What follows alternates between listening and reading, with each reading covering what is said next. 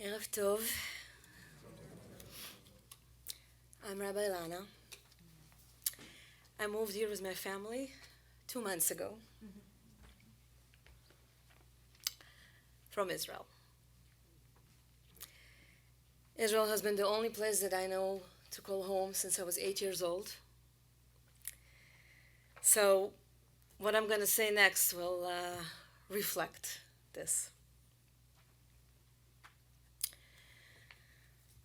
Arise and go now to the city of slaughter. Into its courtyard, wind your way. With your own hand, touch it. With your own eyes, see it. Behold on tree, on stone, on fence, on mural clay, the spattered blood and dried brains of the dead.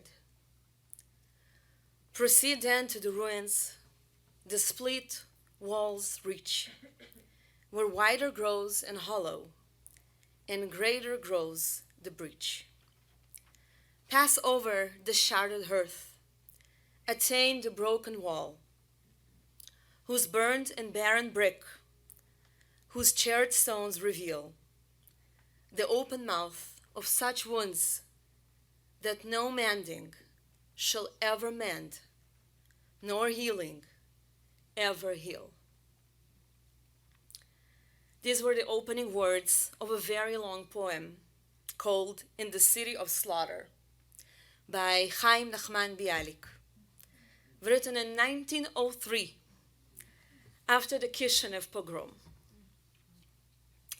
It was a terrible ethnic riot in a large Jewish community on the territory of the Russian Empire, during which 49 Jews were murdered and hundreds were injured by their Gentile neighbors.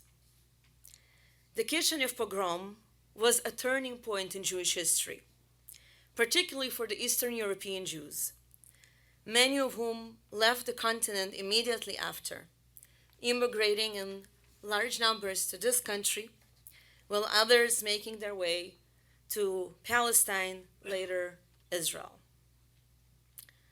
The Kishinev pogrom happened exactly 120 years ago, before the Holocaust, before the Shoah, before the State of Israel, before our people had an army and the ability to defend themselves. October 7th, 2023, was yet another turning point in Jewish history. The Simchat Torah pogrom. Over 1,000 Jewish lives were brutally taken in one day, over 3,000 injured, and hundreds who were kidnapped and taken hostage. And the full story is yet to be unfolded. This pogrom happened on the territory of the Jewish national home. It is the largest number of Jews murdered in one day since the Holocaust. So where do we go now?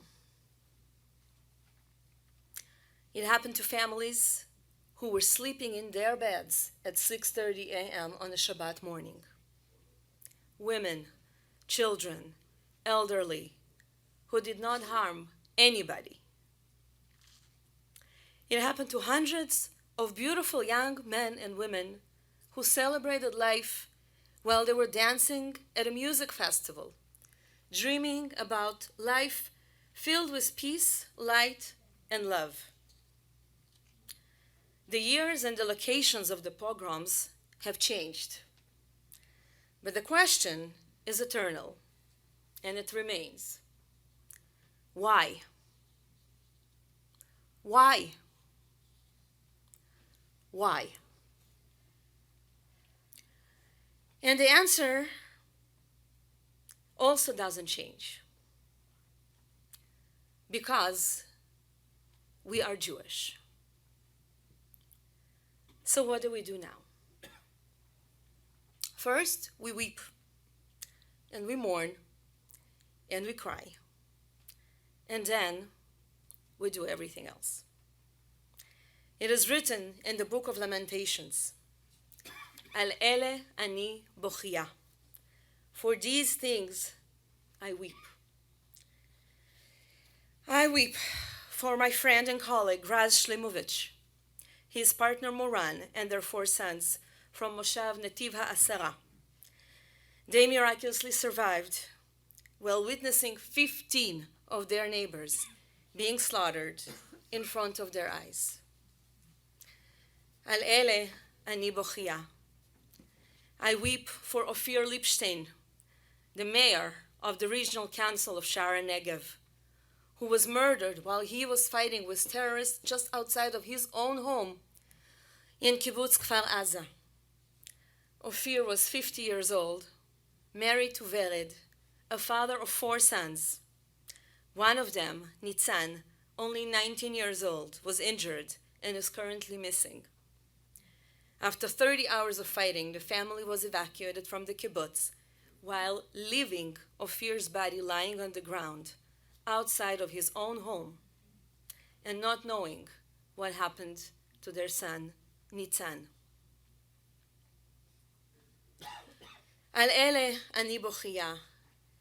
I weep for my dear friend Atar Katz from Kibbutz Be'eri, who was hiding in a bomb shelter alone with her 2 young children, an 8-year-old girl and a 6-year-old boy. After more than 24 hours, they were evacuated by the Israeli soldiers in the middle of the night, under fire, separated from her husband and not knowing where he was. Listen to Atar's words. Gunfire. Ours or theirs? Yelling in Arabic. Theirs. I hold a kitchen knife in one hand. A quick look towards my children as they were watching cartoons on my phone. In a minute, they will burst in. Gunfire. Ours or theirs? A moment of quiet. I took out a shelf from the closet, cleared the space, brought a small flashlight and a blanket. Please, God, just don't make me put them in there. Please don't make me put them in there. While knocking on the door, I know it is breakable, yelling in Arabic, putting my kids into the closet. My kids into closet. A moment of silence. I open the closet. They sit with a flashlight on the blanket, hugging. I look at them and I tell them, I am so proud of you. And my 6-year-old tells me, Ima, I'm proud of you. Al ele ani bochia. I weep for a beautiful family from Kibbutz Nir Oz, the family of Kedem Simantov, all of which were murdered. The mother, Tamar, her husband, Joni, her mother-in-law, and their 3 beautiful children, 2 6-year-old twin girls, Shachar and Arbel, and their 4-year-old boy, Omer. Tamar was running for the upcoming municipal election at the end of the month. I am sure that she would have been a superb mayor. Al ele ani bochia. I weep for my friend and inspiration, Vivian Silver, a Canadian-born, lifelong peace activist from Kibbutz Be'eri. As soon as our mutual friend Avital heard that Hamas militants were launching attacks in Israel, she sent a WhatsApp message to Vivian to check if she was okay. In less than a minute, Vivian responded, "It's absolute chaos here. Terrorists have infiltrated Be'eri. There is shooting and screaming." This was the last message on her phone at 6:54 a.m. Nobody has heard from her since. For nearly 50 years, Vivian has worked to improve the plight of the Palestinians and create a shared society between Jews and Arabs, having gone so far as to meet cancer-stricken Gaza residents at the border crossing and drive them to Jerusalem hospitals for treatment. I know Vivian primarily from our action at Women Wage Peace, a group made up of thousands of Arab and Jewish women seeking a resolution to the Israeli-Palestinian conflict, and from many other peace initiatives along the way. Whenever there was a possibility to meet people and bring them together, Vivian was there. She always believed that peace is the only option. I cannot believe that beyond the imaginable has happened. 74 years old Vivian is taken hostage by the Hamas terrorists, taken to Gaza, a place she knows well, but not from the inside. I weep for so many people, for my friends, for friends of my friends, for men, women, children, grandparents, thousands of soldiers that are being drafted daily as we prepare to fight back, for children that became orphans, for spouses that became widows, for mothers and fathers that cannot sleep at night, not knowing where are their children, assuming the worst and hoping for the best. I weep for every single one of them, and for all those who will yet to find out that they are also victims of these horrific crimes against humanity. I weep for the cruelty of what human beings are capable of doing. 22 years ago, I served as an intelligence officer inside of Gaza Strip. I thought that I had seen it all, and that it was the worst.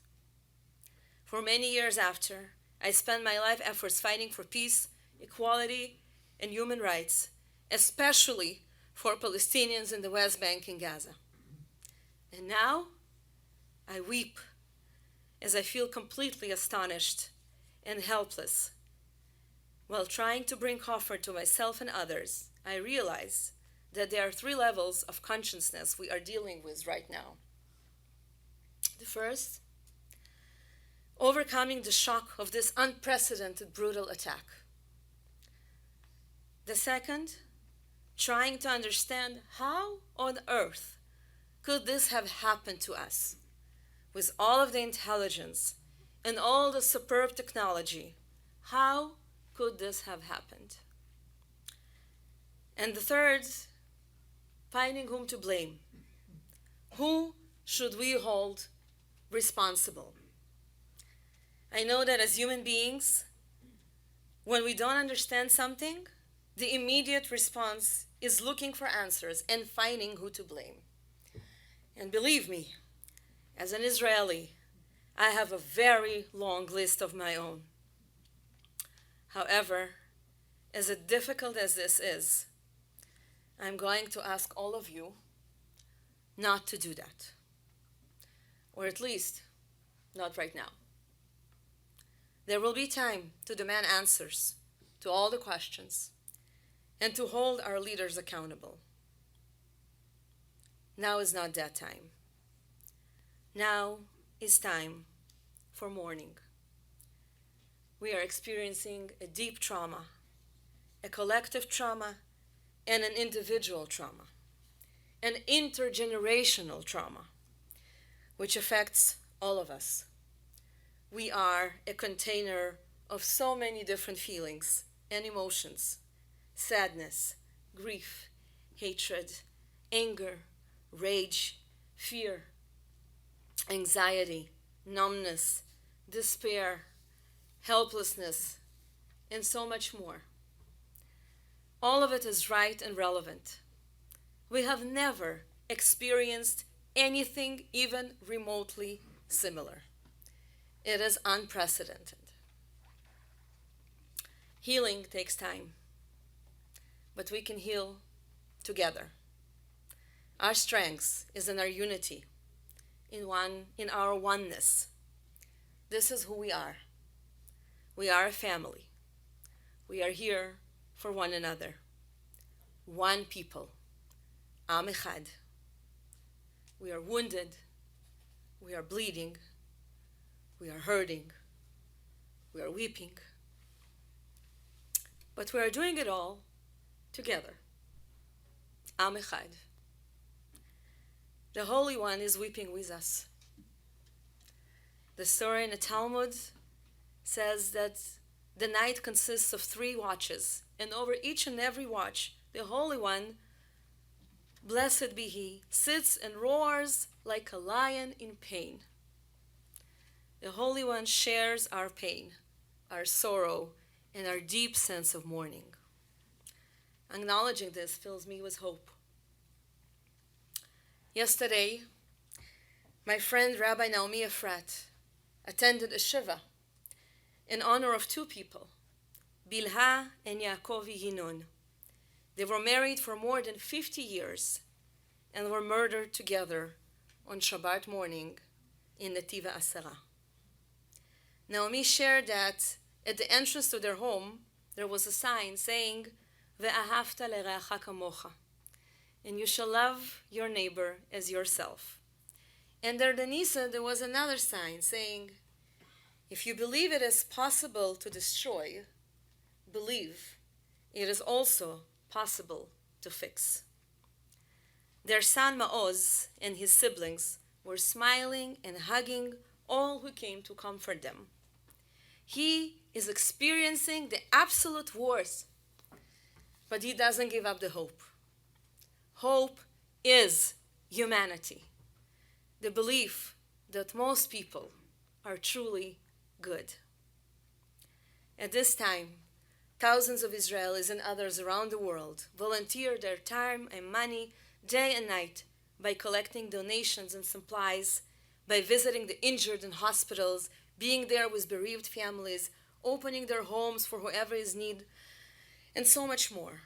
All my WhatsApp groups, both in Israel and here, are exploding with people wanting to help, to do something, to contribute, to take action, to be part of healing.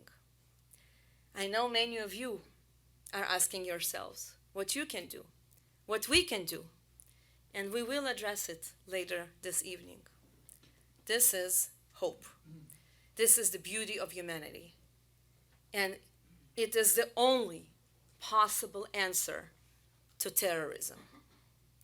In the end, light always, always, always overcomes darkness, even when the price is too much to bear. I want to thank every single one of you who came here tonight, and all of you who are attending and streaming from home, for standing up, for showing your love and support for Israel and our people. It means the world. It shows that we truly are one people. Am Echad. I want to conclude with the words of Shaul Chernichovsky, who wrote in 1892 in Odessa a poem that he titled, I Believe. These words were so important back then, but maybe they are even more important today. Number 4 on our song sheet.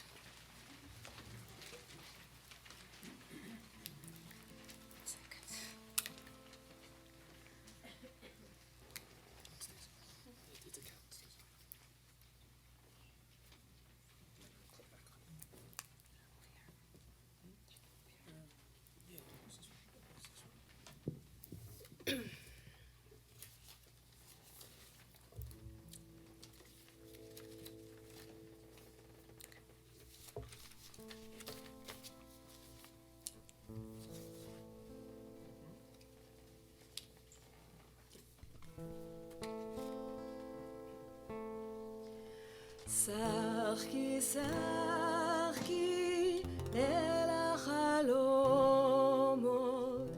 זו אני החולם הסך, שחקי כי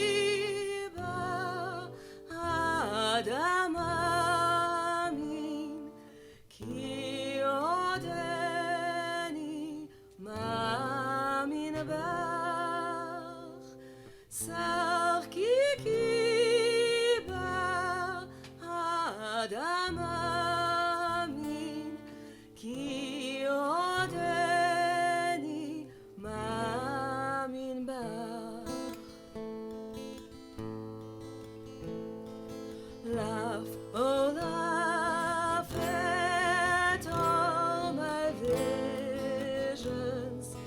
I, the dreamer, tell you true. Love, for I believe in man still, for I still believe in you. Love, for I believe in man still, for I still believe in you. For my soul still yearns for freedom, unbartered to the calf of God. For I still believe in mankind, in his spirit, strong and bold. For I still believe in mankind, in his spirit, strong and bold. כי עוד נפשי דרור שואפת, לא בחרתי